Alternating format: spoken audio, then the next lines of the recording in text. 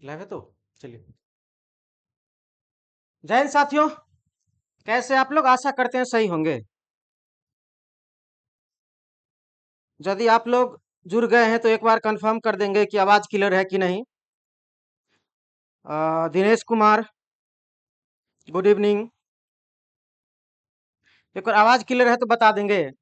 आज हम लोग जो है आपका डिस्कस करेंगे, यह कुछ रह गया था इसका। ये आपका 3/11 BSPSCL का आपका 3/11/2018 का यह सेट है। इसका क्वेश्चन नंबर कुछ रह गया था, उस क्वेश्चन को हम लोग क्या करते हैं, डिस्कस कर लेते हैं। क्लियर है? 85 से लेकर के 100 तक इस क्वेश्चन को हम लोग देखेंगे। और क्वेश्चन आपका जो पूछा गया है डाइलेक्ट्रिक पे, तो हम लोग थोड़ा सा डाइलेक्ट्रिक के बारे में जानकारी ले लेंगे। कहता है कि सिंगल कोर केबल के डाइलेक्ट्रिक में अधिकतम और न्यूनतम दबाव क्रमशः 50 किलो वोल्ट पर सेंटीमीटर है और 10 किलो वोल्ट पर सेंटीमीटर है। यदि कंडक्टर का व्यास 2 सेंटीमीटर हो तो ऑपरेटिंग वोल्टेज पूछ रहा है। ऑपरेटिंग वोल्टेज का मतलब यह हुआ, यदि कोई केबल है, सपोज दैट हम लोग बात करते हैं कि आप 11,000 वोल्ट के लिए केबल यूज कर रहे हैं, तो उसका जो अधिकतम रेटिंग होता है ना, वो उसका ऑपरेटिंग वोल्टेज होता है। किसी भी केबल पे जो वो लिखा रहता है ना वोल्टेज, जो या 220 वोल्टेज के लिए है या 500 वोल्टेज के लिए या 1000 वोल्टेज के लिए है, वही उसका क्या होता है, जो ऑपरेटिंग वोल्टेज वोल्टेज जिस पर वो वोल्टेज यानी जिस वोल्टेज पे वह केबल काम करता है, चलता है। तो इसमें दो शब्द आएगा। एक आएगा कि सिंगल कोर केबल, यानी केबल में कोर किसको बोल रहे हैं, डाइलेक्ट्रिक मैक्सिमम यानी अधिकतम और न्यूनतम कहां पे होता है, दबाव मतलब होता है स्ट्रेस। ठीक है, डाइलेक्ट्रिक स्ट्रेस इंग्लिश में भी है, the maximum and minimum stress, मतलब कहां पे अधिकतम दबाव होता है डाइलेक्ट्रिक का। तो डाइलेक्ट्रिक होता क्या है? डाइलेक्ट्रिक इज नथिंग बट क्या जी, आपका पोटेंशियल ग्रेडियंट। डाइलेक्ट्रिक बराबर आप सिंपल शब्द में समझ सकते हैं पोटेंशियल ग्रेडियंट। ठीक है, एक प्रकार का यह क्या है, प्रॉपर्टी है, इंसुलेटिंग प्रॉपर्टी। इंसुलेटिंग में यह डाइलेक्ट्रिक का चर्चा करेंगे इंसुलेटर में। तो यदि यह कोई केबल है, तो ये जो आपका केबल दिखाई दे रहा है ना, ये आपका केबल का ये क्या है जी, कंडक्टर है। ये टोटल को हम लोग इंसुलेटेड है तो केबल बोले, ये केबल का क्या है जी, कंडक्टर है। और इसी का जो आपका व्यास दिया गया है डायमीटर, तो ये इसका डायमीटर स्मॉल डी बराबर दिया गया है कितना, क्वेश्चन में 2 सेंटीमीटर। 2 सेंटीमीटर दिया गया है। और ये जो टोटल इंसुलेशन का डायमीटर है, यह आपको निकालना पड़ेगा क्वेश्चन के लिए, जो आप देख रहे हैं यहां से। ये d/2 है रेडियस, तो टोटल हो जाएगा कितना, d हो जाएगा, कैपिटल डी। और ये छोटा डी आपका हो जाएगा रेडियस किसका, कंडक्टर का, यानी कोर का। और ये टोटल यदि निकालेंगे तो ये क्या हो जाएगा जी, स्मॉल डी हो जाएगा। अब इसमें आप एक चीज ध्यान में रखिएगा कि करंट तो पास करता है आपका यहां से, सारा पास करंट करता है कहां से, कंडक्टर के कोर। तो जब कोर से करंट पास कर रहा है ना, तो मैक्सिमम डाइलेक्ट्रिक स्ट्रेंथ यहां पे होता है। मैक्सिमम डाइलेक्ट्रिक स्ट्रेस, इसको हम लोग जी मैक्स से डिनोट करते हैं। ठीक है, ये कंडक्टर के सरफेस, ये कंडक्टर का सरफेस हो गया। ठीक है, इस पे मैक्सिमम डाइलेक्ट्रिक स्ट्रेस होता है, मैक्सिमम दबाव होता है, क्योंकि करंट कहां से पास कर रहा है, यहां से पास कर रहा है। तो ऐसे याद रखने का तरीका, वैसे रूल क्या कहता है कि यदि कोई कंडक्टर है, तो इससे सिंपल सी बात है, चार्ज फ्लो कर रहा है, चार्ज है इसमें। और तो इससे यदि हम लोग इलेक्ट्रिक फील्ड को दर्शाते हैं, इलेक्ट्रिक फील्ड को दर्शाते हैं, तो आप देखिए कि ये जो सरफेस है, ये जो आपका सरफेस है ना, ये सरफेस पे घना घना क्या है जी, इलेक्ट्रिक लाइंस ऑफ फोर्स है, यानी इलेक्ट्रिक फील्ड है। और यदि यहाँ बाहर वाला पार्ट पे बात करेंगे, तो यहाँ पे क्या है, दूर दूर पे लाइन है, ये लाइन सब क्या है, इसके बीच में दूरी ज्यादा है, तो यहाँ पे क्या हो जाएगा, मिनिमम हो जाएगा। यहाँ पर मिनिमम डाइलेक्ट्रिक स्ट्रेस हो जाएगा, और यहाँ पे क्या हो जाएगा जी, मैक्सिमम हो जाएगा। क्लियर? यही थ्योरी कहता है। तो यहाँ पर क्या हो जाएगा, यानी सरफेस पे क्या हो जाएगा जी, जी मैक्स हो जाएगा, सॉरी मिनिमम होगा, मैक्सिमम हो गया है। तो डाइलेक्ट्रिक स्ट्रेस जो होता है कंडक्टर के सरफेस पे, यानी ये जो केबल होता है उस केबल का जो कोर होता है कंडक्टर उसके सरफेस पे अधिकतम होता है, और इंसुलेशन के सरफेस पे क्या होता है जी, कम होता है। तो ये चीज आप लोग ध्यान में रखेंगे, जी मैक्सिमम और जी मिनिमम कहाँ कहाँ होता है। क्लियर है? तो एक रिलेशन आता है इस क्वेश्चन के अनुसार, एक रिलेशन आप ध्यान में रखेंगे क्या। पहले क्वेश्चन में क्या क्या दिया है, क्वेश्चन में दिया है मैक्सिमम डाइलेक्ट्रिक स्ट्रेस बराबर कितना जी, 50 किलो वोल्ट पर सेंटीमीटर, और जी मिनिमम दिया है आपका 10 किलो वोल्ट पर सेंटीमीटर, सब आरएस में दिया है, आरएमएस में दिया है। स्मॉल डी बराबर कितना दिया है, 2 सेंटीमीटर। एक रिलेशन होता है क्या कि जी मैक्स बट्टे में जी मिनिमम, कैपिटल डी बट्टे में क्या जी, स्मॉल डी। अब कैपिटल डी क्या है, स्मॉल डी क्या है, यहां देखिए, ये कैपिटल डी क्या है, ये जो कैपिटल डी है, ये कैपिटल डी है पूरा यहां से यहां तक का डायमीटर। क्लियर? और स्मॉल डी क्या है जी, यहां से यहां तक, यानी किसका डायमीटर है, क्वेश्चन में स्मॉल डी दे दिया है, कंडक्टर का डायमीटर क्वेश्चन में दे दिया गया है, कंडक्टर का व्यास 2 सेंटीमीटर है। क्लियर है? कंडक्टर का व्यास कितना है जी, 2 सेंटीमीटर है। तो यहां से आपका जो है निकल जाएगा 50 बट्टे में 10 बराबर कैपिटल डी का मान निकल जाएगा, ये है 2 सेंटीमीटर। तो सब सेंटीमीटर सेंटीमीटर कट जाएगा, इसको काट दीजिए, 2 पंचे 10, ये हो जाएगा 2 दाही 10, यानी यहां से कह सकते हैं कि डी बराबर आ गया 10 सेंटीमीटर। डी बराबर क्या आ गया जी, 10 सेंटीमीटर। डी बराबर क्या आ गया, 10 सेंटीमीटर। अब एक फार्मूला होता है, चूंकि हमें ऑपरेटिंग वोल्टेज पूछा तो ऑपरेटिंग वोल्टेज निकालना है, और ऑपरेटिंग वोल्टेज जो कंडक्टर का होता है वह मैक्सिमम डाइलेक्ट्रिक स्ट्रेस स्ट्रेस वाला वोल्टेज होता है।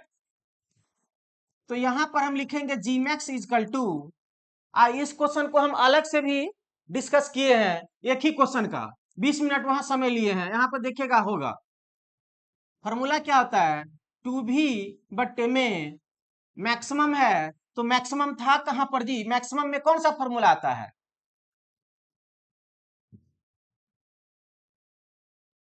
हाँ चलिए यहां से आ जाएगा।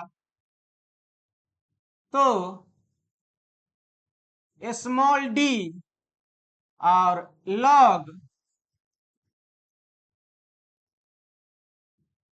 ये फॉर्मूला से आप इसको, और v बराबर ऑपरेटिंग वोल्टेज,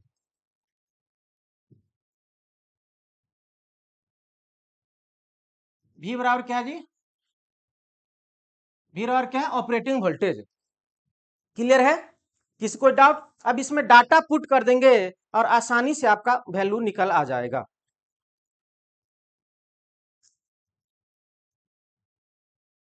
क्लियर है?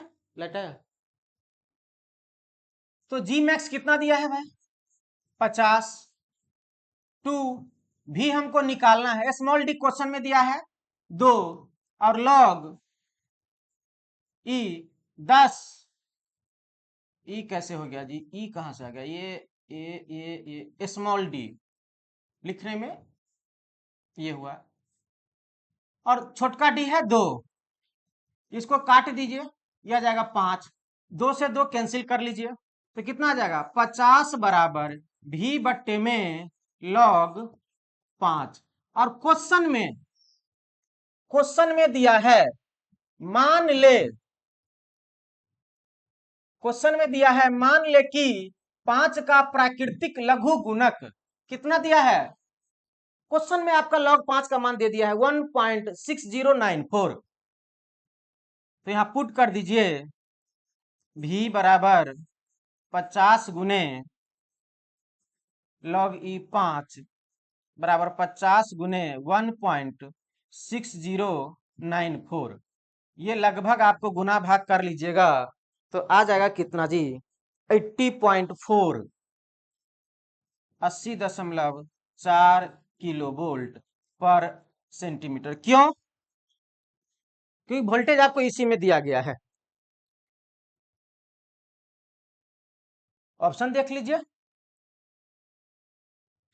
ओ डाइलेक्ट्रिक स्ट्रेस नहीं ना निकाले हैं जी, ऑपरेटिंग वोल्टेज निकाले हैं, तो इसका फॉर्मूला में क्या है, सेंटीमीटर आएगा।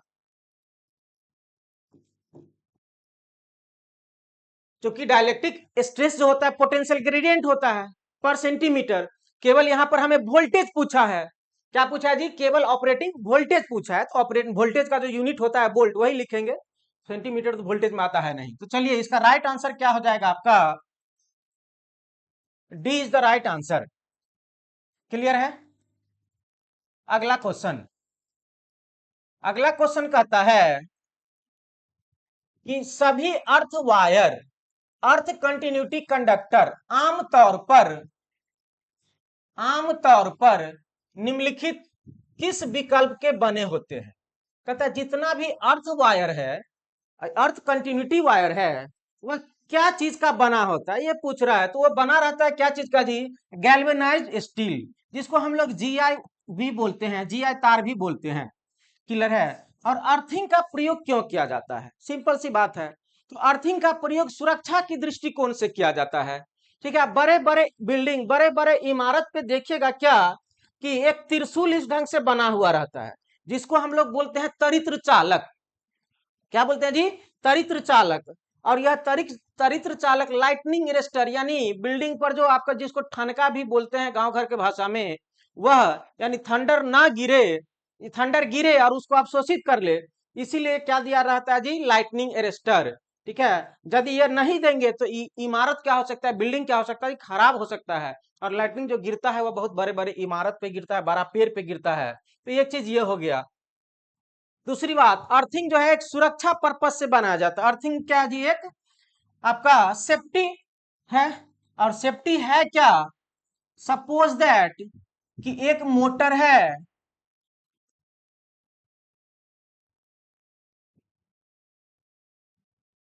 एक मोटर है, या मोटर का ये क्या जी आपका शाफ्ट है,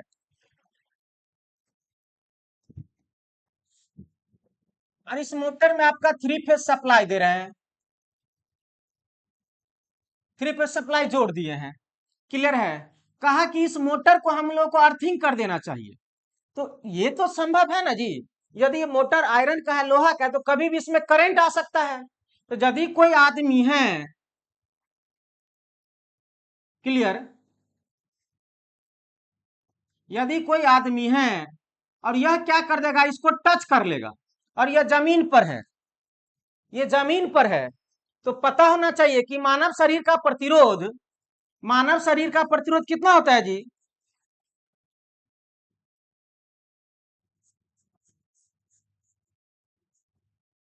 जल्दी से कमेंट करेगा। प्रतिरोध 1000 ओम होता है। और अर्थिंग प्रतिरोध सामान्यतः, अर्थिंग प्रतिरोध वह सामान्यतः 1 ओम ले लिए, नॉर्मली होता है, सबका अलग अलग होता है, लेकिन 1 ओम होता है। यदि इस डिवाइस को अर्थिंग नहीं किया है, ये कह दिया आपका मोटर है, यदि इसको अर्थिंग नहीं किया है, तो गलती से आप स्विच ऑन करने गए, मोटर को टच किए, इसमें करंट है, तो आपको शॉक लगेगा, और इसके माध्यम से क्या होगा जी, करंट फ्लो होने लगा और सर्किट क्लोज हो जाएगा, तो आपको क्या हो जाएगा जी, शॉर्ट लग जाएगा, आप मर सकते हैं। लेकिन इसी को अब क्या किया गया जी, अर्थिंग कर दिया गया है। ये क्या किया गया, पहले से अर्थिंग किया गया, इसका प्रतिरोध कितना है, 1 ओम है। तो आप ही बताइए कि विद्युत धारा किधर से पास करेगा, इधर 1000 रोकने वाला है, इधर एक के आदमी रोकने वाला है। मानव शरीर का प्रतिरोध 1000 ओम, 1000 आदमी से विद्युत धारा को रोक रहा है, और इधर क्या है, एक आदमी रोकने वाला है, तो जिधर कम रोकने वाला रहेगा, सारा का विद्युत धारा उधर से पास होकर के चला जाएगा। तो यानी आदमी को करंट नहीं लगेगा, आदमी सुरक्षित हो जाएगा, बच जाएगा। सारा का सारा विद्युत धारा अर्थिंग के माध्यम से किस में चला जाएगा जी, जमीन में चला जाएगा। इसीलिए अर्थिंग का प्रयोग किया जाता है। और हमें केवल पूछा है कि अर्थिंग का जो वायर होता है वो सामान्यतः किस चीज का होता है जी, तो गैल्वेनाइज्ड स्टील यानी जीआई तार जिसको बोलते हैं, जीआई वायर होता है। और कुछ कुछ पॉइंट लिख लेंगे। एक बड़ा इमारत है, क्या जी, इमारत है,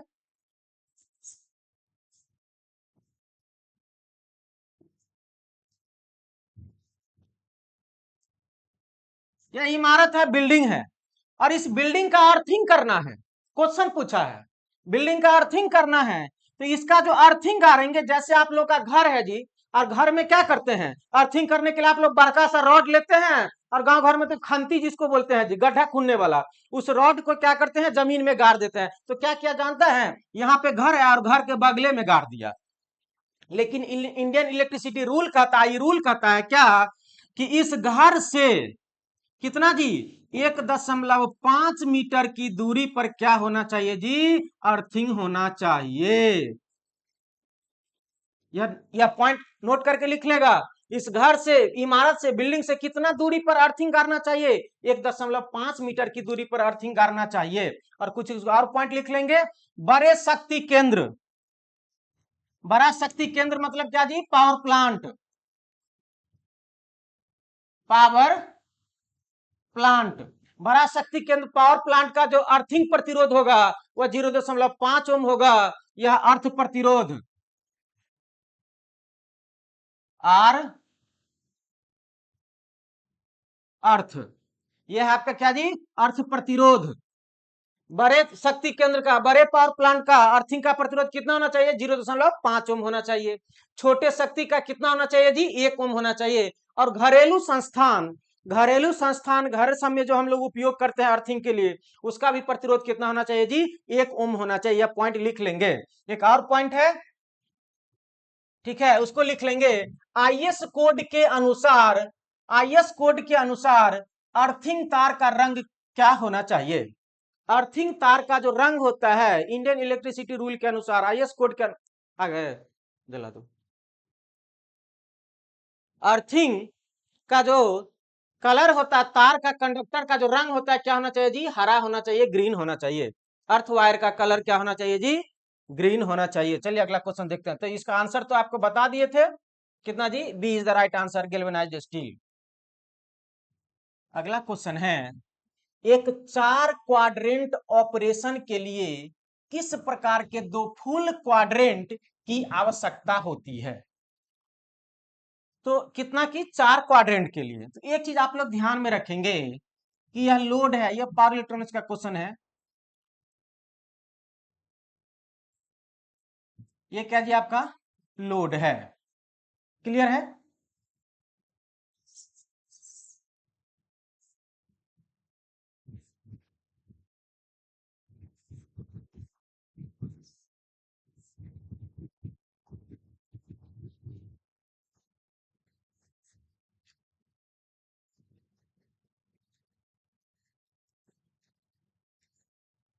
ये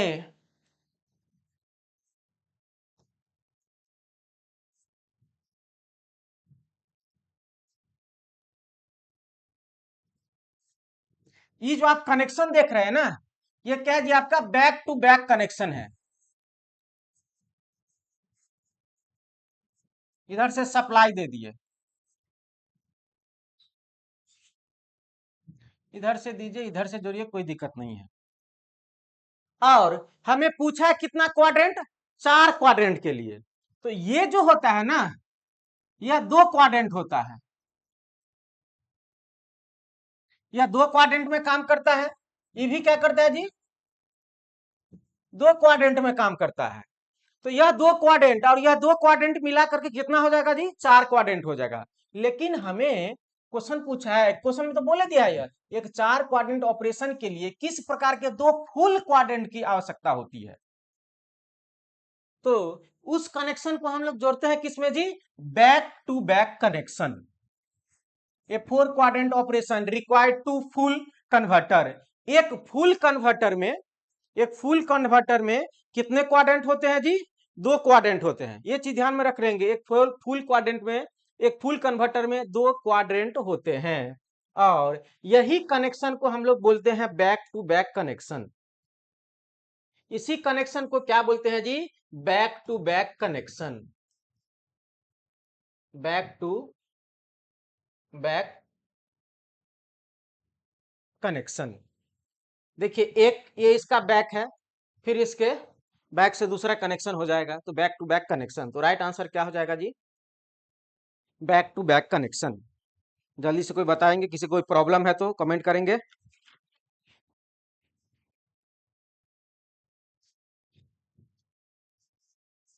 किसी कोई समस्या, कोई दिक्कत?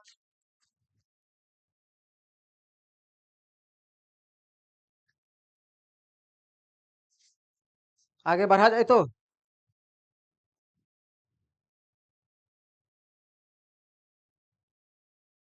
अगला क्वेश्चन, यूनिवर्सल मोटर में कंपनसेटिंग वाइंडिंग किस लिए प्रयुक्त की जाती है? तो कुछ नहीं, यूनिवर्सल मोटर को हम लोग सीरीज मोटर भी बोलते हैं। एक पहला पॉइंट है, ये क्या था जी? Series motor.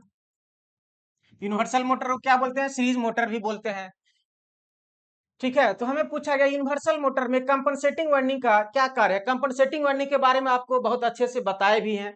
ठीक है, जान लीजिए कंपनसेटिंग वाइंडिंग का क्या काम है। इसे दो फेज मोटर में बदलने के लिए, गति नियमन प्रदान करने के लिए, आर्मेचर प्रतिक्रिया प्रभाव को कम करने के लिए, मोटर को स्टार्टिंग टॉर्क प्रदान करने के लिए। तो एक्चुअली में होता है क्या जी? आर्मेचर रिएक्शन को कम करने के लिए कंपनसेटिंग वाइंडिंग का प्रयोग। देखिए कंपनसेटिंग वाइंडिंग होता क्या है। कंपनसेटिंग वाइंडिंग होता क्या है? यह आपको जो दिखाई दे रहा है, यह वाइंडिंग, यह वाइंडिंग, ये वाइंडिंग, ये सारा वाइंडिंग क्या है जी? कंपनसेटिंग वाइंडिंग है। इसको क्या बोलते हैं जी? Compensating winding. और यह मुख्य पोल है, यह मेन पोल वाइंडिंग है, मेन पोल वाइंडिंग है, जिसे फील्ड वाइंडिंग भी बोलते हैं।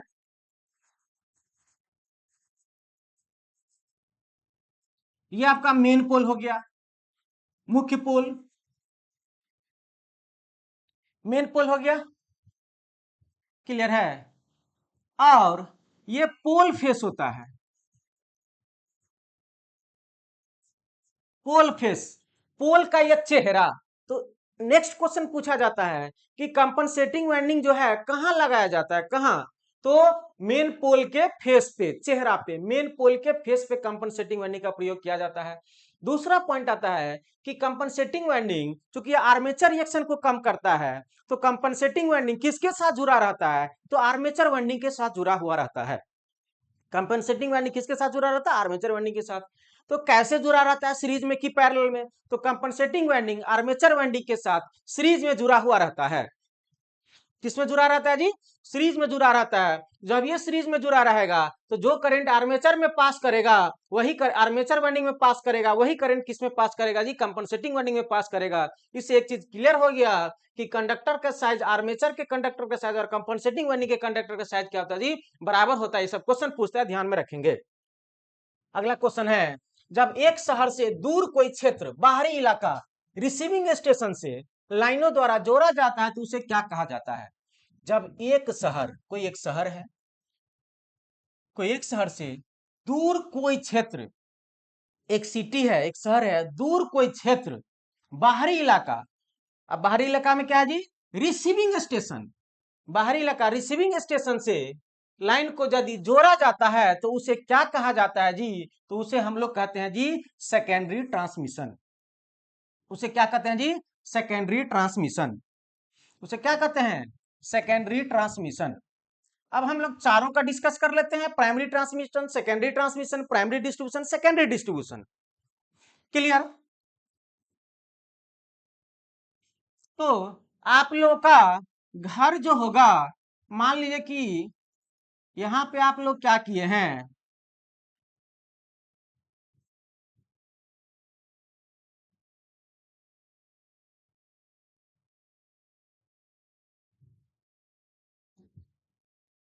एक ट्रांसफार्मर बैठाए हैं। क्लियर है? इस पोल पे एक क्या रहता है जी? आपका ट्रांसफार्मर बैठा हुआ रहता है। ये पोल पे एक ट्रांसफार्मर रहता है, इससे वायर निकला हुआ रहता है। क्लियर? और ये वायर आपका थ्री फेज गया हुआ रहता है, थ्री फेज। ये कितना है जी? 11,000 का जो आपका लाइन आता है।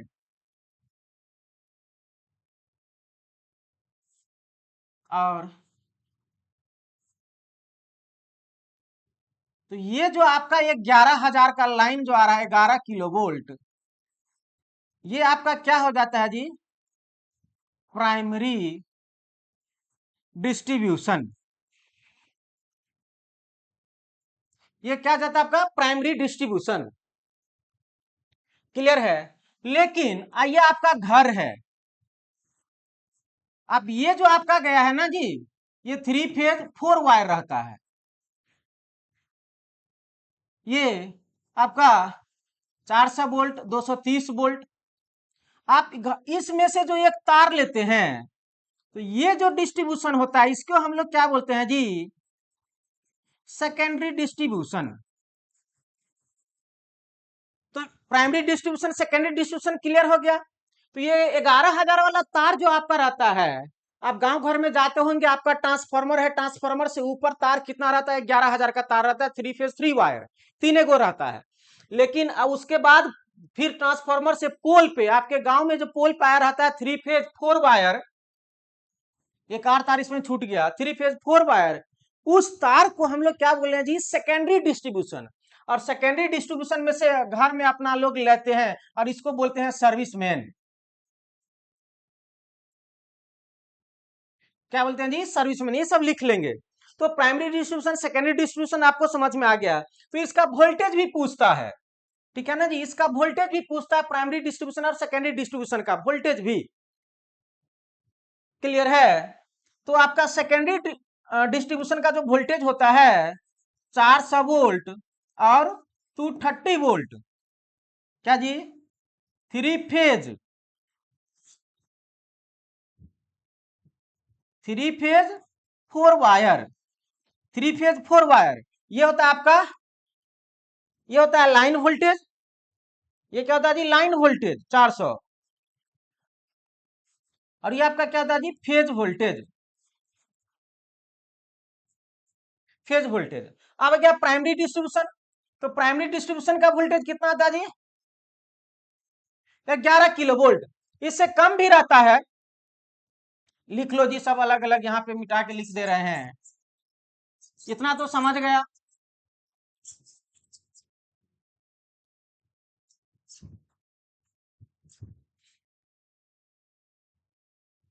प्राइमरी डिस्ट्रीब्यूशन लिख लो, 11 kilo volt, 3.3 kilo volt, 6.6 kilo volt, ये सब प्राइमरी डिस्ट्रीब्यूशन में आता है। कितना जी, 3 फेज 3 वायर, ये कितना था, 400 वोल्ट 230 वोल्ट, 3 फेज 4 वायर। अब प्राइमरी ट्रांसमिशन लिख लो, 132 kilo volt 220 kilo volt, 400 kilo volt, 765 kilo volt.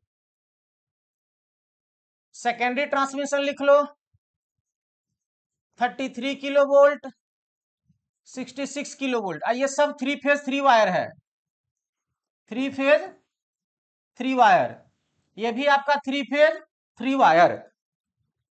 Clear है, किसी को कोई डाउट बोलेगा जी।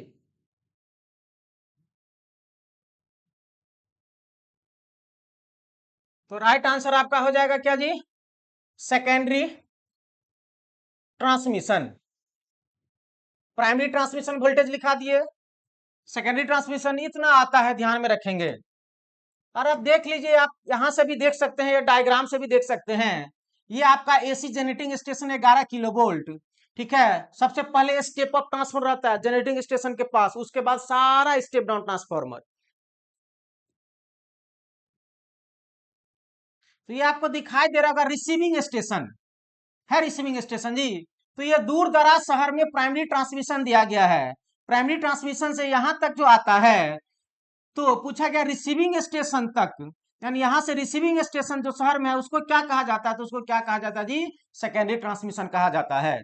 फिर रिसीविंग स्टेशन से सब स्टेशन तक आता है इधर, ठीक है, तो क्या कहला जाएगा जी, प्राइमरी डिस्ट्रीब्यूशन। फिर प्राइमरी डिस्ट्रीब्यूशन से आ जाएगा आपके घर तक, तो वो क्या कहलाएगा जी, सेकेंडरी डिस्ट्रीब्यूशन। चलिए इसके बारे में कर लिए हैं डिटेल। कहता है किसी सिंक्रोनस जनरेटर में पांचवा हार्मोनिक वोल्टेज को हटाने के लिए कॉइल में कितने डिग्री का शॉर्ट पिच होना चाहिए। तो एक फॉर्मूला बहुत आसान है, लिख लीजिए, nth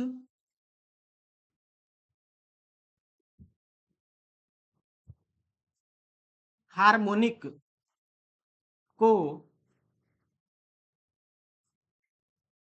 हटाने के लिए शॉर्ट पिच कोण बराबर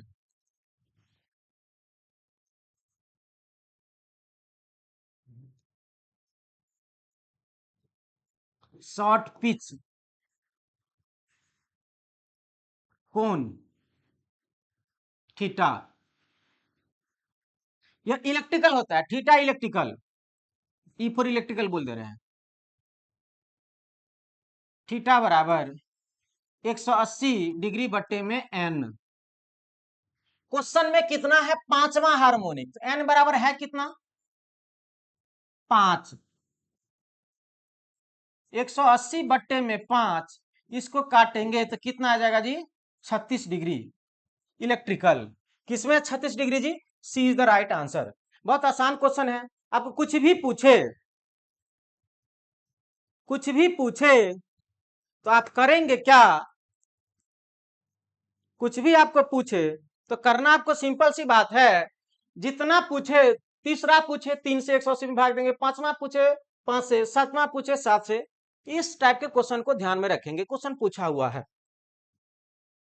अगला क्वेश्चन है, एक हाइड्रोलिक पावर स्टेशन को, एक हाइड्रोलिक पावर स्टेशन है, ठीक है, 120 मीटर की वाटर हेड, यानी 120 मीटर ऊंचा पानी को पहुंचाना है, और 4 गुने 10 के पावर 6 क्यूबिक मीटर, देखो ये क्यूबिक मीटर दिया गया है, मतलब आयतन दिया गया है आपका पानी का वॉल्यूम।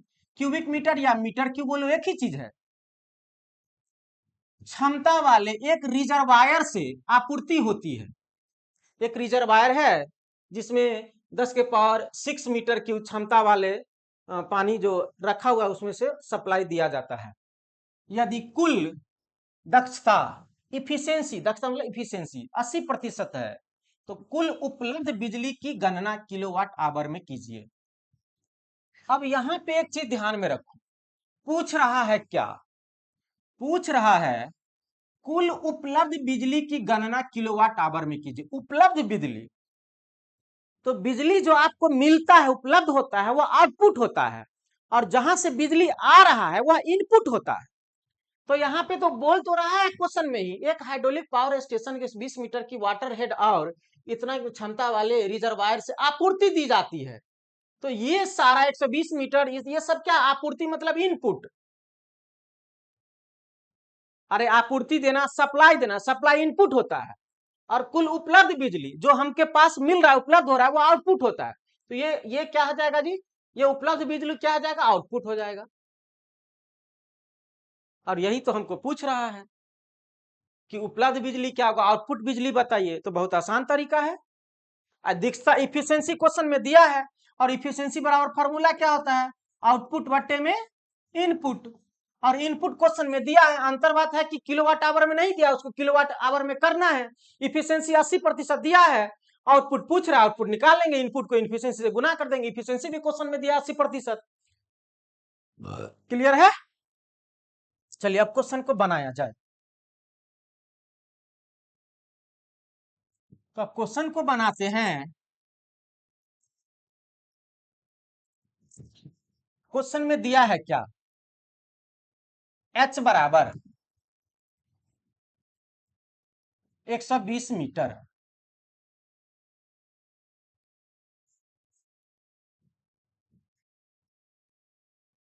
पानी का आयतन दिया है 4 गुने 10 के पावर में 6 मीटर क्यूब, वॉल्यूम दे दिया है। क्वेश्चन में कहता है क्या कि 1 मीटर पानी बराबर कितना केजी, 1000 केजी। क्वेश्चन में है 1 मीटर पानी बराबर, 1 मीटर क्यूब है, 1 मीटर क्यूब पानी बराबर कितना है जी, 1000 केजी। ये द्रव्यमान आ गया, यानी तो यदि हम पानी का द्रव्यमान निकालना चाहते हैं टोटल,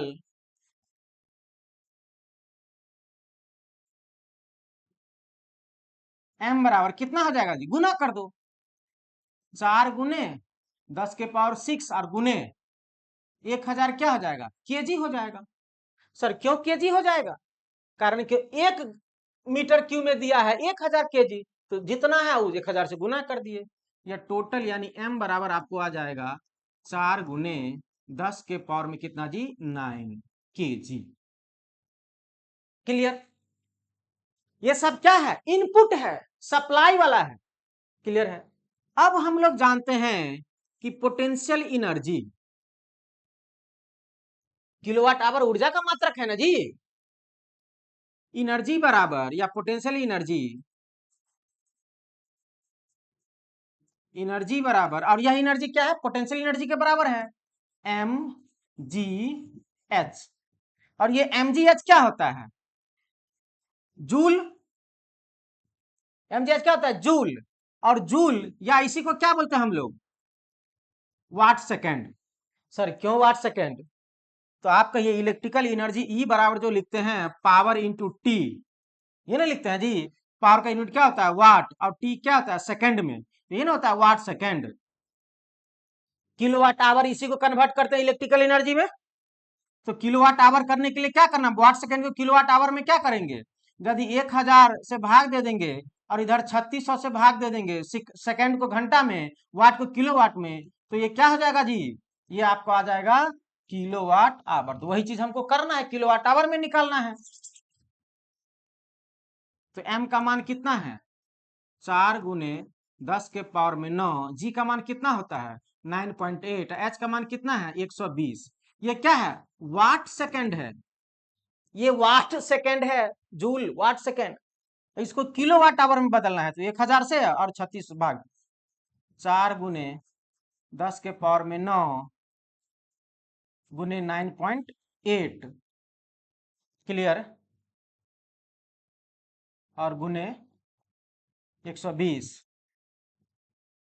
1000 से भाग दे दिए तो किलो में, किलोवाट में हो गया, और सेकंड में है तो 3600 से भाग दे दिए तो किलोवाट आवर में हो गया। तो ये कितना हो जाएगा, किलोवाट आवर। ये कितना हो जाएगा जी, किलोवाट आवर। अब थोड़ा गौर करो, एक शून्य से एक शून्य काट दो, इस 12 को कितना से काट दो, 3 से काट दो, 12 या 36, इधर 10 एगो शून्य बचल है, इस शून्य को कम कर दो, 3 एक 4 गो शून्य ऊपर जाएगा, कम हो जाएगा। ये कितना आएगा,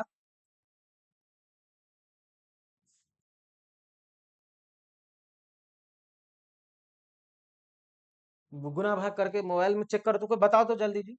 चलो पहले एक बार कन्वर्ट कर लेते हैं, 4 गुने, और 3 एक 4 गो शून्य कम हो जाएगा, तो 5 4 9, 10 के पावर में 5, 9.8 गुने में 9.8, अब भागा में कितना जी 3। ये सब गुना भाग करेगा तो कितना आएगा, गुना भाग नहीं भी करेगा, हाँ ये किलोवाट आवर में है, ध्यान में रखना, ये किसमें है जी, किलोवाट आवर में है।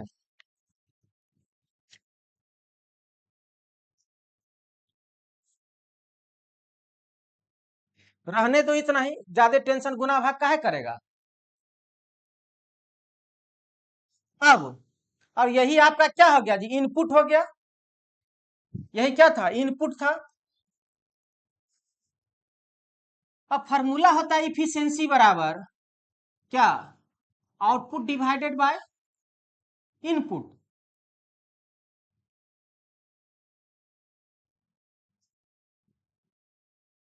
हेलो, हाँ हेलो,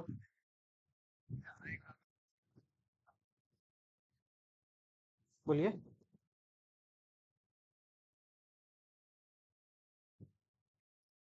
अभी जरूरत नहीं है, बाद में कॉल कीजिएगा आप। चलिए ठीक है, इफिशियंसी क्या है, आउटपुट बाय इनपुट। इफिशियंसी है कितना, 80%, मतलब 0.80। आउटपुट आपको पूछ रहा है, और इनपुट है कितना जी, 10 गुने 4 गुने 10 के पावर में 5 और गुने 9.8, और बट्टे में कितना जी 3 था। अब ये 3 चला जाएगा ऊपर, इस सबको डायरेक्ट आउटपुट बराबर, आउटपुट क्या होगा, किलोवाट आवर में होगा, ये चला जाएगा ऊपर, तो इसको इसको गुना कर दो, 0.80 गुने 4 इंटू 10 के पावर में 5 गुने 9.8 और डिवाइडेड बाय 3, इस सबको गुना भाग करेगा तो आपका जो लगभग आएगा 1046400 किलोवाट आवर, ये अप्रॉक्स वैल्यू इतना आएगा। ठीक है, आप कैलकुलेशन कर लीजिएगा, ये अप्रॉक्स वैल्यू इतना आएगा।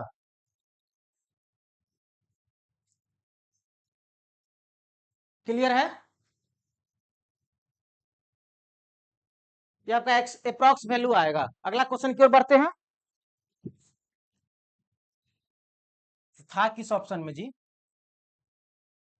Yes, C is the right answer. अगला क्वेश्चन है, एक ट्रांसफार्मर के लो लॉस को, लो लॉस मतलब बोलता जाता है आयरन लॉस और कोर लॉस, आयरन लॉस या इसी को क्या बोलते हैं जी,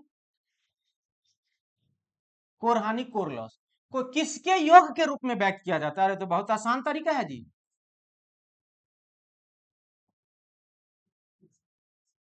ट्रांसफार्मर में जो लौह हानि होता है और ये कांस्टेंट हानि होता है, ये कितने प्रकार के होते हैं जी, 2 प्रकार के होते हैं। क्या क्या होता है, एक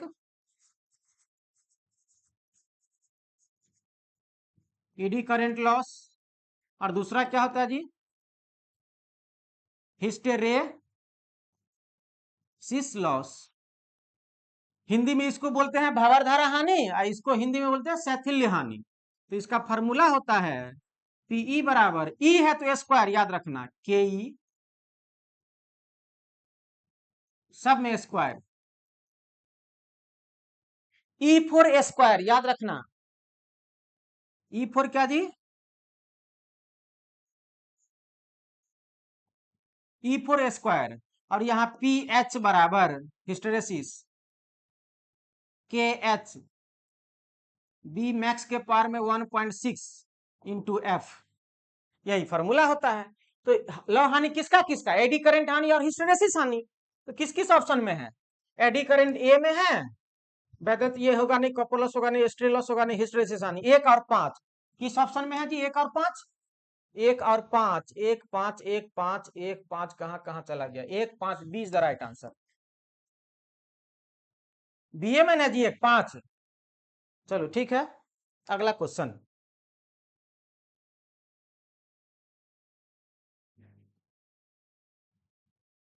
अगला क्वेश्चन है 93, बहुत आसान क्वेश्चन है।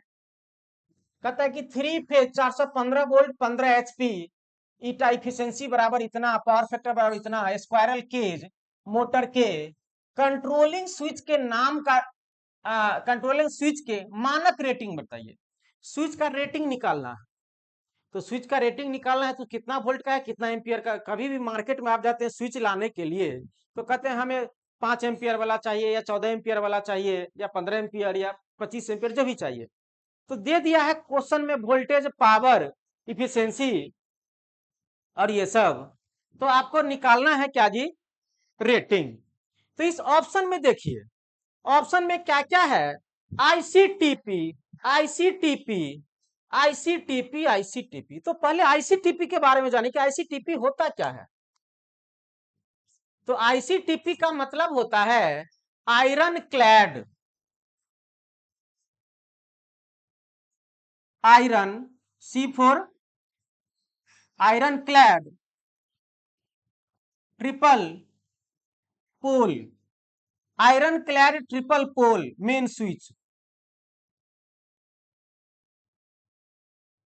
आयरन क्लैड ट्रिपल पोल क्या जी, मेन स्विच, यही है आईसीटीपी फुल फॉर्म, आईसीटीपी। और जहां आईसीडीपी रहेगा, आईसीडीपी, तो iron clad D for double pole main switch. तो ये होता क्या, आप ये जान ली, क्वेश्चन बनाना आसान है। ये आप लोग मेन स्विच घर में देखे होगा, ऐसा मेन स्विच ढक्कन रहता है, फिर ढक्कन को खोलते हैं, ये हैंडल रहता है कट आउट ऑन ऑफ करने के लिए। तो ये आपको 3 को दिखाई दे रहा होगा,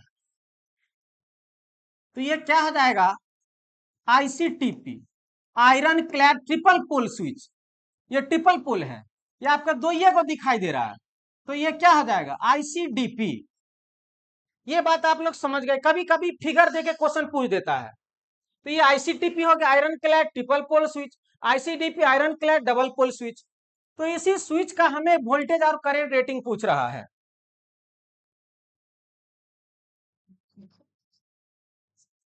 क्लियर है?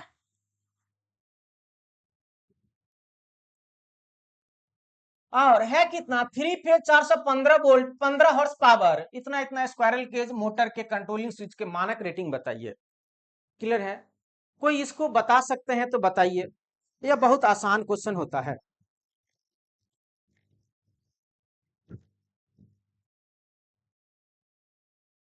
सबसे पहला बात क्या बोले, चलो ठीक है, सबसे पहला बात कि आपका लगाना है 415 वोल्ट का मोटर में। हाँ, आप लगा सकते हैं 500 वोल्ट वाला भी, लेकिन आपके पास एक्स्ट्रा रुपया है क्या? आपको कॉस्ट कटिंग के आधार पर ये नहीं इजाजत देगा कि आप सबसे अधिक वोल्टेज वाला लगा दीजिए। तो सबसे पहली बात, जो वोल्टेज है 415, तो 415 जो ऑप्शन में होगा वही आंसर होगा। तो ऑप्शन ए कट जाएगा, ऑप्शन बी कट जाएगा। क्यों सर, यहाँ 500 वोल्ट है, यहाँ भी 500 वोल्ट है। ये तो क्लियर हो गया। अब बच गया कौन, एक सी और एक डी। वैसे हम सॉल्यूशन करके निकालेंगे, फॉर्मूला से बता रहे हैं। हमें पूछा आईसी मेन स्विच के बारे में, तो ये तो आईसीटीपी है, ये साथ में एन वाला आपका चलेगा नहीं, केवल काम करेगा आईसीटीपी। लेकिन अब चलिए हम लोग निकालते हैं बाय फार्मूला से। क्या जी, बाय फार्मूला से निकालते हैं। तो फार्मूला लिख लेंगे, पहले दिया है क्या क्या, V बराबर दिया है 415 volt, power factor cos five, F बराबर दिया है 0.85, इफिशियंसी बराबर दिया है 0.85। और क्या क्या दिया है क्वेश्चन में जी, और क्या क्या दिया है क्वेश्चन में, पावर दिया है, पावर P बराबर कितना दिया है जी, 15 हॉर्स पावर। हाँ, 15 HP दिया है, हॉर्स पावर 15 हॉर्स पावर दिया है। अब कहिए इसको वाटज में बदलना है, P बराबर है 15 HP, इसको वाट में बदलना है, तो 15 गुने 746 वाट, गुना भाग करेंगे तो ये कितना आएगा, गुना भाग करके 1190, ये वाट आ गया। क्लियर है? अब एक क्वेश्चन हम लोग लिखेंगे, क्योंकि करंट रेटिंग निकालना है, तो एक फॉर्मूला लिख लेंगे, रनिंग करंट,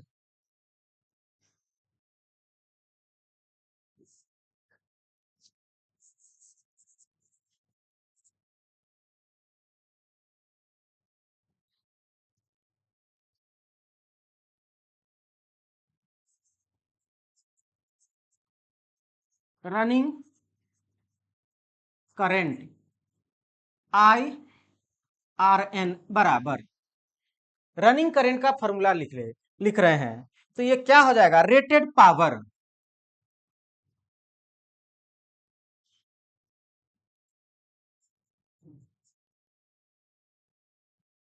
रेटेड पावर यानी P डिवाइडेड बाई कुछ नहीं, फॉर्मूला जो होता है ना, जैसे 3 फेज का फॉर्मूला क्या लिखते हैं, √3 VI cos फाइव, यही फॉर्मूला लिखते हैं, तो यही चीज लिख रहे हैं। यहाँ I मतलब क्या हो जाएगा जी, रनिंग, और ये आपका क्या हो जाएगा, वोल्टेज, जो रनिंग वोल्टेज चलेगा, ये रनिंग वोल्टेज, ये रनिंग करंट, ये cos फाइव क्या है जी, पावर फैक्टर। तो वही चीज लेकर रनिंग करने के बराबर पावर चला जाएगा ऊपर, डिवाइडेड बाय क्या हो जाएगा जी, √3 इंटू V रेटेड, वोल्टेज लिख दीजिए, I into power factor, I into efficiency, power factor into क्या जी, इफिशियंसी। क्लियर है? सारा वैल्यू को पुट कर देंगे, और एक चीज और लिख लेंगे, स्टार्टिंग करंट IST बराबर 3 × I रनिंग। तो सर ऐसा क्यों कर रहे हैं स्टार्टिंग करंट को अलग से? तो देखो क्वेश्चन में दिया गया है कि ये induction squirrel cage induction motor है, और स्क्वायरल केज इंडक्शन मोटर जो होता है वो जब स्विच को ऑन करते हैं, स्टार्ट करते हैं, तो स्टार्ट करते स्विच पर लोड पड़ेगा ना जी, तो वो स्टार्टिंग में जो है ना रनिंग का 3 गुना करंट लेता है। स्टार्टिंग करंट इंडक्शन मोटर का रनिंग करंट से कितना होता है जी? 3 गुना होता है। इसीलिए हम लोग रेटिंग निकालेंगे जी 3 गुना के आधार पे। तो यहाँ पे टी स्टार्टिंग इजकल टू हो जाएगा 3, और रनिंग करंट है कितना जी? आप पी या बट्टे में √3 भी पावर फैक्टर इंटू इफिशियंसी कर दीजिए। पी का मान है कितना? 11190 डिवाइडेड बाय 3 से गुना कीजिए पहले, 11190 डिवाइडेड बाय √3 गुने वोल्टेज का मान 415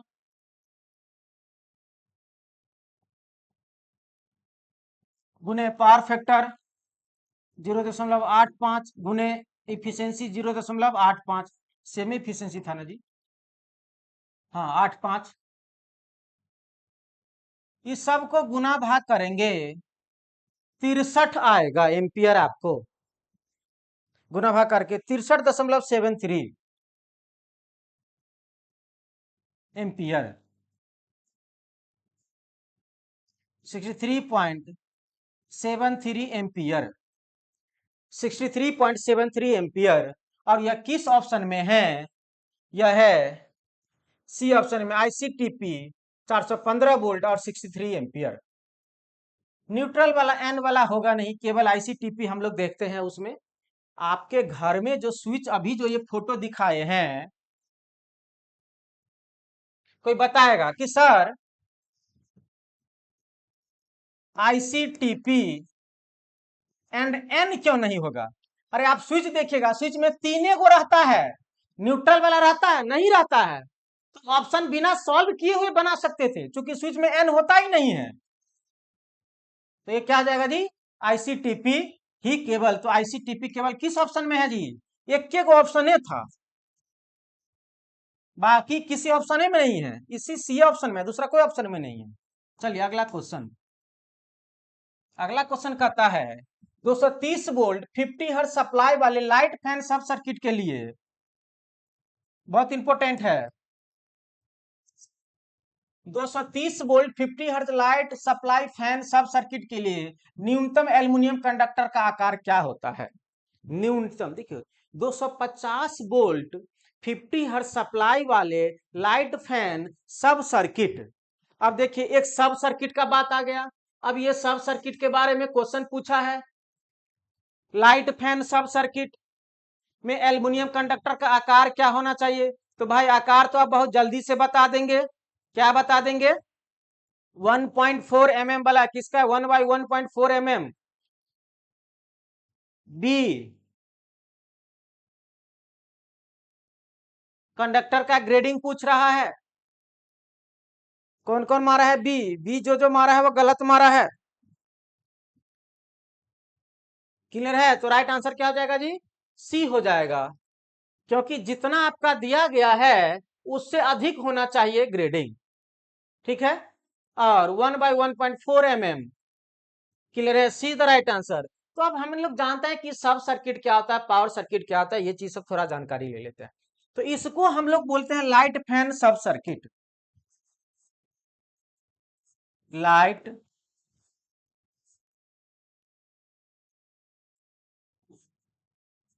फैन सब,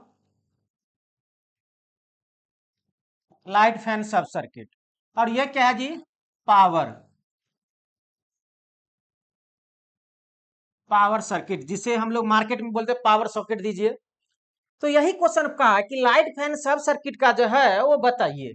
तो इसमें आपका क्या क्या क्वेश्चन आता है? तो एक लाइट फैन सब सर्किट में अधिकतम कितना पॉइंट होना चाहिए। क्वेश्चन आया Indian electricity rule, IE rule के अनुसार यह एक लाइट फैन सब सर्किट है, इसमें कितना मैक्सिमम पॉइंट होना चाहिए, तो गिन दो 1 2 3 4 5 6 7 8 9 10। बहुत वीवीआई करके नोट करके लिख लेगा। ये आपका घर में जो बोर्ड लगा रहता है ना, ये लाइट फैन वाला सब सर्किट बोर्ड है, तो 1 2 3 4 5 6 7 8 9 10, आपका 10 होता है। इस पे अधिकतम वाटेज रेटिंग कितना होता है, तो इस पे अधिकतम वाट रेटिंग कितना होता है जी, 800 वाट। यह पॉइंट सब नोट करके वीवीआई करके लिख लेंगे। यही लाइट फैन सब सर्किट है, इसमें अधिकतम बिंदु 10 होना चाहिए और अधिकतम वाटेज रेटिंग कितना होना चाहिए जी, 800 वाट से अधिक लोड का इस पे भार नहीं देना चाहिए। यह कहता है इंडियन इलेक्ट्रिसिटी रूल। आप देख लीजिएगा 9 गो वाला 10 गो वाला वो गलत है। दूसरा है पावर सर्किट का बात करते हैं, तो पावर सर्किट में कितना बिंदु होना चाहिए, 2 गो, 1 और 1 2। अधिकतम वाटेज रेटिंग कितना होना चाहिए जी, 3000 वाट। अधिकतम वाटेज रेटिंग कितना होना चाहिए, 3000 वाट। ये सब पॉइंट लिख लेंगे। अधिकतम वाटेज रेटिंग 3000 वाट और इस पॉइंट में कितना, इस सर्किट में कितना पॉइंट होना चाहिए, तो 2 होना चाहिए। चलिए अगला क्वेश्चन की ओर बढ़ते हैं। क्या अगला क्वेश्चन कहता है, यदि 3 फेज इंडक्शन मोटर के 3 वायरों में से किन्हीं 2 के कनेक्शन बदल दिए जाते हैं तो क्या होगा। एक 3 फेज इंडक्शन मोटर है, ये क्या है जी, 3 फेज इंडक्शन मोटर है और तीनों क्या है जी, आर वाई बी। ये फेज सीक्वेंस होता है रब। ये इंडक्शन मोटर है 3 फेज का। अब कहता है इस किन्हीं 2 को आपस में बदल दिया जाए, तो 2 को बदलने का मतलब यह हुआ कि ये जो आर वाई था इसको वाई कर दो और इसको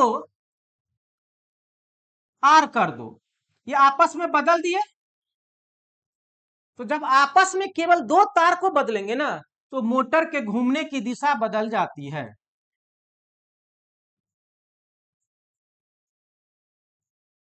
घूमने की दिशा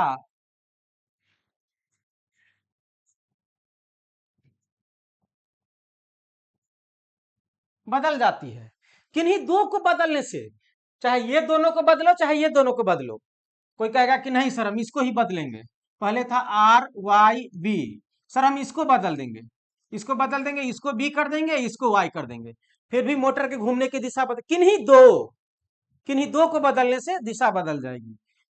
तो कौन सा ऑप्शन होगा जी, मोटर विपरीत दिशा में चलने लगा, ये is the right answer. Motor उसी दिशा में चलेगा, मोटर जल जाएगा, मोटर जलना बंद कर देगा, गलत जवाब।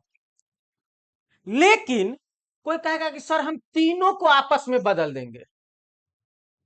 जब तीनों को आपस में बदलेंगे तब मोटर की दिशा, घूमने की दिशा नहीं परिवर्तित होगा, मोटर उसी दिशा में चलेगा। कब, जब तीनों को आपस में बदलेंगे, तीनों को आपस में बदल दे। बात समझ में आ गई। बी आंसर कब होगा, इसमें दिया है यदि 3 फेज इंडक्शन मोटर के 3 वायरों में से किन्हीं 2 को बदल दिया जाए। अब किन्हीं 2 के जगह पर, वायरों में से किन्हीं 2 के जगह पर तीनों को कनेक्शन या तीनों के कनेक्शन आपस में बदल दिए जाए, तब आंसर क्या हो जाएगा, तब बी हो जाएगा। तब आंसर क्या हो जाएगा जी, बी हो जाएगा। और जब किसी दोये को बदलेंगे तो क्या होगा, आंसर 1 होगा। कहने का मतलब विपरीत, 2 को बदलेंगे तो विपरीत दिशा में, तीनों को बदलेंगे तो उसी दिशा में। दोये को क्वेश्चन बनता है, इसमें घुमाना संभव नहीं है, इसलिए इतना ध्यान में रखेंगे। अगला क्वेश्चन है, national electrical code NEC, full form भी याद रखना, के अनुसार मोटर लोड के लिए, क्या चीज के लिए जी, मोटर लोड के लिए ओवरलोड रिले सेटिंग कितनी होनी चाहिए। तो ओवरलोड रिले सेटिंग कितना होता है जी, 125% होता है। फुल लोड करंट का 125% होता है। क्यों, ओवरलोड पूछ रहा है, तो यदि फुल लोड 100 है तो ओवरलोड उससे बड़ा ही होना चाहिए ना, तो बड़ा कितना जी, 125%, याद रखेगा। क्लियर है। थर्मल पावर प्लांट में ईंधन ऊर्जा थर्मल पावर प्लांट में ईंधन ऊर्जा का कितना प्रतिशत वास्तव में विद्युत ऊर्जा में परिवर्तित होता है? जो कोयला वाला बिजली उत्पन्न, जहां थर्मल पावर प्लांट है, जहां कोयला से बिजली उत्पन्न होता है, वहां पर यदि 100 किलो कोयला देंगे तो उससे काम कितना, 35 किलो कोयला से काम हो पाएगा। 65% कोयला क्या होता है जी, वेस्ट हो जाता है, लॉस हो जाता है। तो 35%, यानी थर्मल पावर प्लांट का इफिशियंसी, थर्मल पावर प्लांट का इफिशियंसी, इफिशियंसी कितना है जी, इफिशियंसी कितना है, 35% ही है। दक्षता अधिकतम कितना है, 35% ही। याद रखेगा, पूछता है क्वेश्चन, कितना जी, 35% ही है। क्लियर। अगला क्वेश्चन है, जब एक इंडक्शन मोटर ब्रेकिंग क्षेत्र में काम करता है, किसमें काम करता है जी, ब्रेकिंग क्षेत्र में, स्लिप हमेशा कितनी होती है? तो इंडक्शन मोटर में जो स्लिप होता है, SLIP, स्लिप जो होता है, S बराबर NS माइनस NR और डिवाइडेड बाई क्या जी, NS। ये स्लिप का आपका फॉर्मूला हो जाता है। क्लियर है? कोई बताएगा जी कमेंट करके, और तीनों ऑप्शन बता दो। क्लियर है? जल्दी से कोई बता दो तीनों ऑप्शन। दीपक कुमार, क्या हुआ बताओ जी।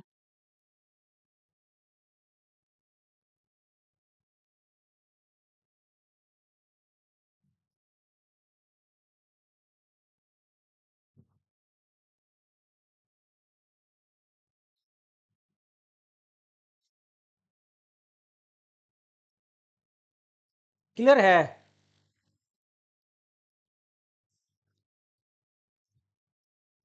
स्लिप का ये सिंपल फॉर्मूला होता है, NS minus NR divided by NS। NS बराबर क्या होता है दी, इंडक्शन मोटर में स्टेटर में फील्ड का गति, और NR बराबर रोटर का गति। यदि प्रतिशत में करना रहेगा तो यहाँ प्रतिशत लगा देना और यहाँ 100 लगा देना प्रतिशत में।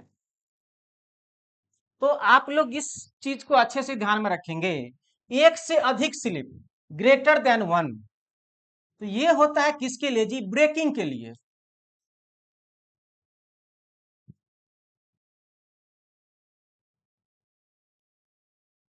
ब्रेकिंग के लिए, और इसमें रोटर उल्टा घूमता है, रोटर उल्टा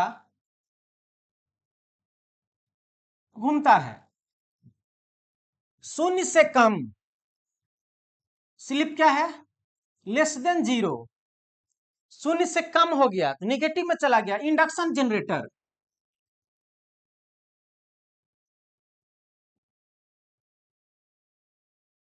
और 0 और 1 के बीच में, 0 से कम और 1 से बड़ा,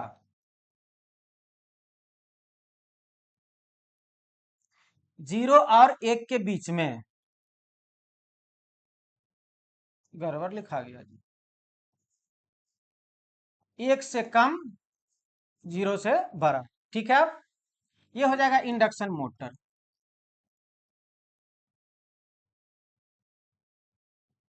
तो राइट आंसर आपका क्या हो जाएगा, B is the right answer, 1 से अधिक। क्लियर है?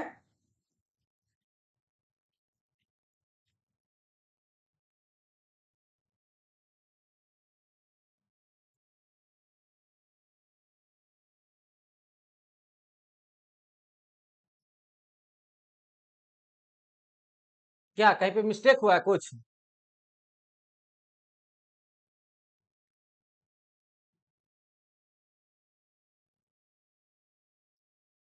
आप इससे भी, ग्राफ से भी देख सकते हैं। ये है ब्रेकिंग, क्लियर, ये है मोटरिंग, और यह है क्या जी, जनरेटिंग।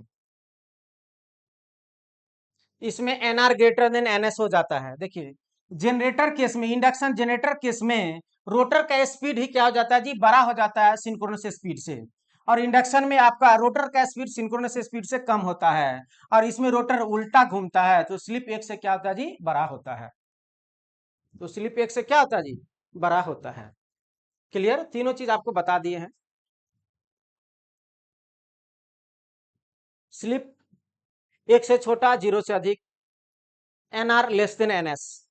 इसमें क्या होता है जी, slip less than 0, N R greater than N S, N R ही बड़ा हो जाता है।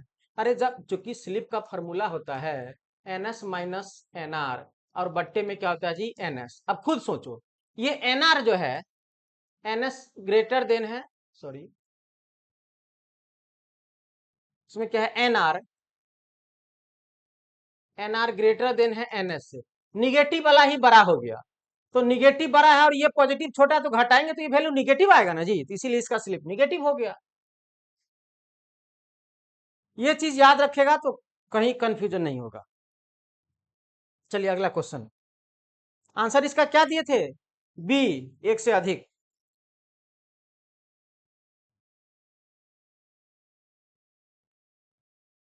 अगला है डीसी इलेक्ट्रिक पावर ट्रांसमिशन का मुख्य फायदा निम्नलिखित में से कौन है। हम लोग का जो पावर ट्रांसमिशन होता है वो क्या होता है जी, इंडिया में सामान्यतः एसी ट्रांसमिशन होता है, high voltage transmission, HVDC transmission भी होता है। यहां पूछ रहा है डीसी ट्रांसमिशन, एसी ट्रांसमिशन भी होता है, डीसी भी ट्रांसमिशन होता है। कहता है कि डीसी ट्रांसमिशन का क्या क्या फायदे हैं। तो सबसे पहली बात, एसी ट्रांसमिशन में आपको 3 गो कंडक्टर ले जाना पड़ता है, 1 2 3, आर वाई बी।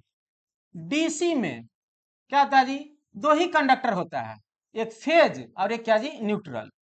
तो एक कंडक्टर का बचत हुआ। दूसरी बात, एसी का फ्रीक्वेंसी आपका 50 हर्ज होता है और डीसी का फ्रीक्वेंसी 0 होता है। फ्रीक्वेंसी 0 होने के कारण स्किन इफेक्ट लगभग क्या होता है जी, 0 होता है। तो यही मेन एडवांटेज सब क्या है कि कंडक्टर कम लगेगा, 2 ही कंडक्टर, इसमें 3 कंडक्टर लगेगा। इसमें फ्रीक्वेंसी 0 होता है तो लॉसेस कम होता है। स्किन इफेक्ट लगभग 0 हो जाता है तो स्किन इफेक्ट भी 0 हो जाता है, स्किन इफेक्ट कम होता है। तो इसका मेन एडवांटेज क्या क्या हो गया, यह उच्च वोल्टेज उत्पन्न कर सकता है नहीं, इसके लिए केवल वायरों की आवश्यकता होती है। इसके लिए केवल 2 ही तार की आवश्यकता होता है, इसका वोल्टेज आसानी से स्टेप अप स्टेप डाउन किया सकता है। हाँ देखो, एसी में वोल्टेज को ट्रांसफार्मर की सहायता से आसानी से स्टेप अप स्टेप डाउन किया जा सकता है, लेकिन डिसएडवांटेज डीसी का क्या है, डीसी में ट्रांसफार्मर का उपयोग करके हम वोल्टेज को घटा बढ़ा सकते नहीं है। इसी कारण से डीसी में आसानी से वोल्टेज को घटाना बढ़ाना संभव नहीं है। लेकिन हमको फायदा पूछा है, हमको हानि घाटा नहीं पूछा है। क्लियर। अगला क्वेश्चन और नेक्स्ट क्वेश्चन ट्रांसफार्मर का क्वेश्चन है। अभी ट्रांसफार्मर का आप थ्योरी क्लास पढ़ा ही रहे हैं, न्यूमेरिकल उसमें भी बनाना स्टार्ट होगा। 300 KVA 600 volt 440 volt 50 hertz delta star connected 3 phase transformer का प्रति टर्न वोल्टेज निम्न वोल्टेज उच्च वोल्टेज का ज्ञात कीजिए। अब इसमें एक चीज आप लोगों को पहले डिसाइड करना होगा कि 6600 वोल्ट और 440 वोल्ट स्टार डेल्टा दिया गया है। देखिए 6600 वोल्ट और 440 वोल्ट का ये ट्रांसफार्मर है। ये है क्या जी, डेल्टा स्टार के स्टार डेल्टा, डेल्टा स्टार है, डेल्टा टू क्या है जी स्टार है। तो पहले आप लोग यह समझिए कि इस ट्रांसफार्मर में हाई वोल्टेज कौन है, लो वोल्टेज कौन है। तो क्लियर दिख रहा है सर, ये तो हाई वोल्टेज है और ये क्या है जी लो वोल्टेज है। हमें क्वेश्चन क्या पूछा है, डेल्टा 3 फेज ट्रांसफार्मर का प्रति टर्न वोल्टेज कितना दिया है। एक टर्न वोल्टेज का, एक टर्न में वोल्टेज दिया 7.9 वोल्ट। निम्न वोल्टेज मतलब लो वोल्टेज और उच्च वोल्टेज मतलब हाई वोल्टेज साइड पर टर्न की संख्या क्रमशः होगा। निम्न वोल्टेज और उच्च वोल्टेज साइड पर हमें फेरों की संख्या पूछ रहा है, टर्न की संख्या पूछ रहा है। तो बहुत आसान हो जाएगा। तो क्या आसान हो जाएगा सर, अरे तो वोल्टेज तो दिया है 6600 वोल्ट, ये दिया है ना जी 6600 वोल्ट। क्वेश्चन में कहता है कि 7.9 है जी। क्वेश्चन में कहता है कि 7.9 वोल्ट में एक टर्न है, हम नहीं बोल रहे हैं, क्वेश्चन कह रहा है। अरे एक एक नियम का क्वेश्चन है। तो 1 वोल्ट में कितना होगा जी? 1/7.9। तो हमें कितना में चाहिए? 6600 वोल्ट में। तो कितना हो जाएगा? 6600 गुने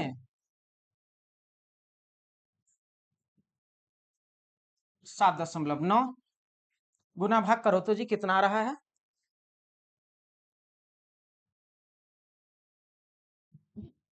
गुना भाग करेगा, मोबाइल निकाल के जल्दी करो।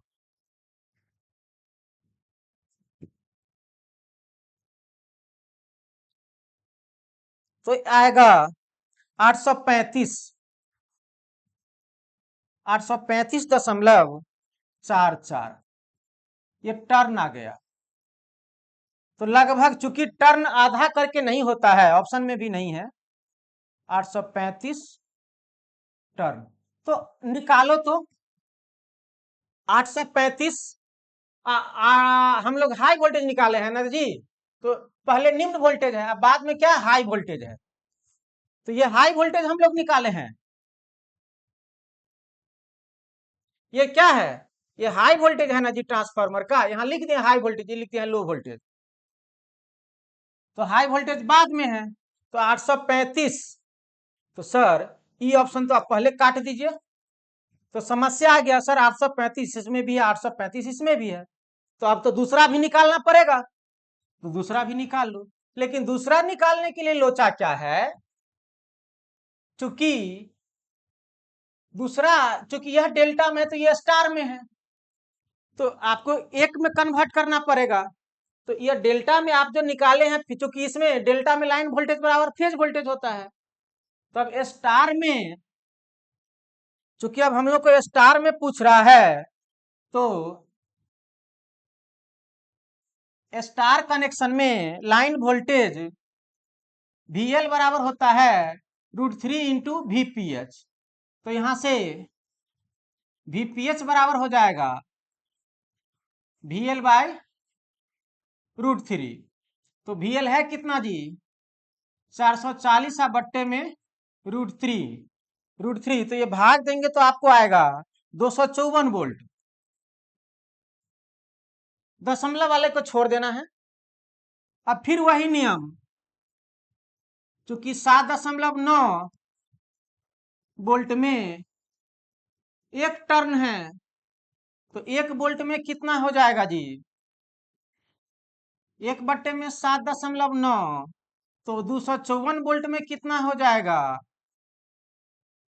254 गुने, इसको गुना भाग करेगा तो तुम्हारा आ जाएगा कितना जी?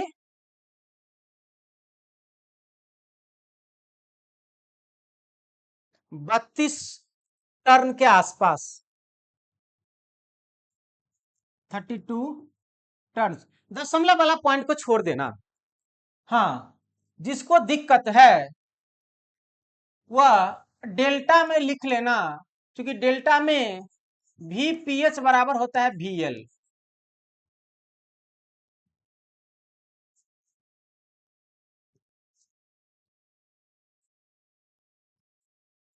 डेल्टा में लाइन वोल्टेज बराबर फेज वोल्टेज होता है, लेकिन स्टार में जो है फेज वोल्टेज लाइन वोल्टेज के बराबर नहीं होता है, इसीलिए फेज वोल्टेज निकालने के √3 से भाग दे करके, यही मेन कॉन्सेप्ट था। इसके कारण से क्वेश्चन न्यूमेरिकल टफ था। तो आंसर खोजिए तो 32 टर्न वाला किसमें है? C is the right answer. क्या हो जाएगा जी? C is the right answer. Clear है? चलिए ठीक है। अब हम आपको अगला क्वेश्चन डिस्कशन करेंगे, अगला शिफ्ट का, और ट्रांसफार्मर का थ्योरी क्लास आपका चलिए। चलिए थैंक्स। क्लास को एंड किया जाए।